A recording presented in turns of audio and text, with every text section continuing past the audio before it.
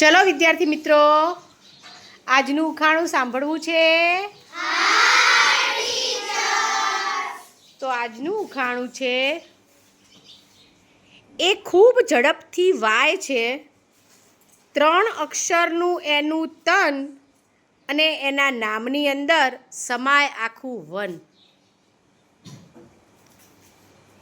એ ખૂબ ઝડપથી વાય છે, એનું 3 અક્ષરનું તન, એના નામમાં સમાય આખું વન. વિચારો. આર્યન? પંખો નહીં આવે. એના નામમાં સમાય આખું વન. રોહિત? જંગલ. ના. સંગીતા? પૃથ્વી પર નહીં આવે બેટા. પ્રિયંકા? ધરતી. ધરતી પણ નહીં.